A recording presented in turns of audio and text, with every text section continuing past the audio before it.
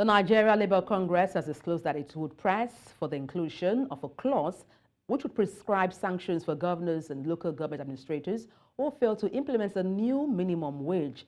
The National Treasurer of the NLC, Hakeem Ambali, said the refusal of state governors to pay the current minimum wage was a result of lack of punitive measures in the Minimum Wage Act of 2019.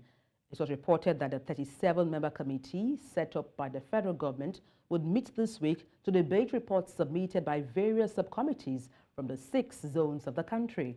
President Bola Tinubu, through his vice president, Kashim Shettima, had on January 30th, 2024, inaugurated the 37-member panel on the new minimum wage. And to talk about this in detail is the Executive Director, Not Too Young to Lead the Initiative, Elvis Akpobi. Good morning. Glad to have you join me. Good morning. Thanks for having me. Let me start by asking what your impression is on the position of the NLC to impose sanctions on states that refuse to adhere to the new minimum wage, which is 615,000 naira. For me, the NLC, they are just making in as much as they're clamoring for the welfare of workers, they're just making a proposition, and it says that at the moment all they need to do is negotiate. And the way Nigeria system works, it's only the president that can determine the minimum wage. So it's just a number negotiation and lobbying.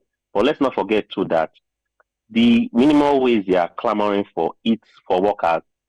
It's not that it's their right. The minimum wage to be increased. It's their right because these workers are not animals. They are the vehicles at which governance take place and all that. If governors, politicians who just come and go, presidents, like political office holders who just come and go, increases most of their, those who cut down on cost of governance and all that. I think it's fair enough to say that the workers who are mostly the vehicles of implementing policies in government should have their fair share of, enumeration. Now, talking about fair share of payment, do you think this proposed sum of 615,000 naira is feasible or even sustainable by the federal government? For me, it's not sustainable, and I'm on the journey of becoming a policymaker. I'm speaking with you virtually from the Nigeria Institute of Policymaking, and I've noticed something that we've made lots of policies, we've made demand without implementation. Let's start with today, our allocations is being shared. The monthly allocations is being shared. Federal government gets 56%, state gets 26%, and local government gets 20%. This is after removal of frontline charges from NNPC and other parastatals. For me, I think there should be devolve more resources to the states, while we should subscribe to this local government autonomy.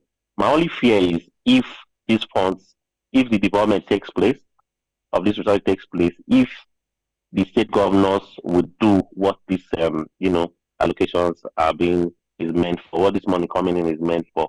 And let's not forget too that the people that governors really affect the most are those at the local government council. And how are they fed? How are our local government governors like today? Because even if we clamor for the evolution of power, resources, and all that, the people who come as executive chairman of local government, the people who make policies for local governance, will they implement the need of these workers? These are many more we should look into. Now, I know you talked about the NLC lobbying with the federal government, but then there are criticisms that the NLC is sort of jumping the gun as there hasn't been any official statement from the government agreeing to the new minimum wage, and now the NLC is pressing for sanctions imposed for states that refuse to comply. You talked about lobbying. What other steps does the NLC need to take and ensure this is well negotiated? I think they should continue negotiating one, and let's ask ourselves: the 30,000 naira minimum wage that we already have at the moment. Not all the states are, have implemented that. So sometimes it's not just to say we want 600 and something thousand. There are some states too that their monthly allocation, even yearly allocation, I'm not sure is up to 10 billion naira. And how are they faring?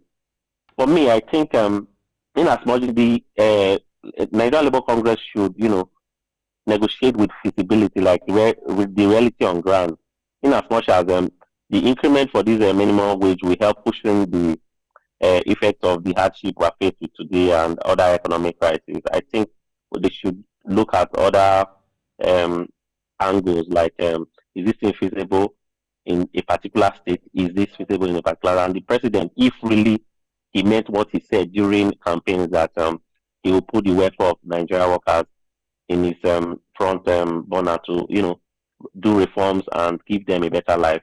If really he meant it, we should get it right this time around. But Mr. Akpobi, let's even assume this new minimum wage being proposed is approved. How do you think this would impact the average Nigerian, the economy, both positively and then negatively? Positively, it will help workers, take care of their needs. We have workers today who, due to cooperative, they get themselves involved and all that to pay either their rent or tuition fees for their students or their children. They earn just they go home with 2,000, 3,000 after deduction.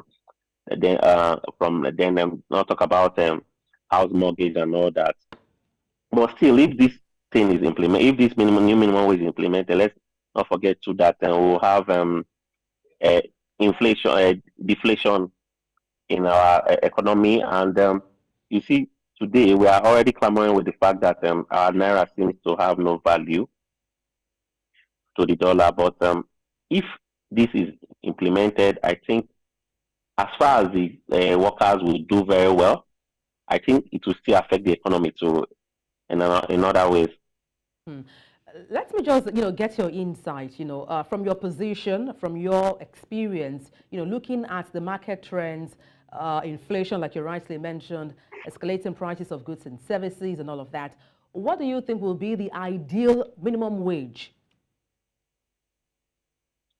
I'm not in the position to, state an ideal minimum wage, but all I clamor for, all I want is to see in Nigeria where workers who leave their houses every morning, come back, do most of the job in secretariat and all that, who are the vehicles of implementing policies. I want to see them smile. I want to see them be able to pay their bills and do well as Nigerians. Because each time we have conversations with these people, they are not always happy. You could see that hunger in them that they give more but they get less. Why people who don't give more, people who just come in on appointments, on a contract with boats, they go home and become rich people overnight. Them that do most of the job, that brings this policy, that implements this policy, they are not well taken care of. Well, thank you so much. Hopefully, they will come to a middle ground, NLC and the federal government. Thank you so much for your insight on the news. Elvis Akpobi, Executive Director, Not Too Young to Lead Initiative.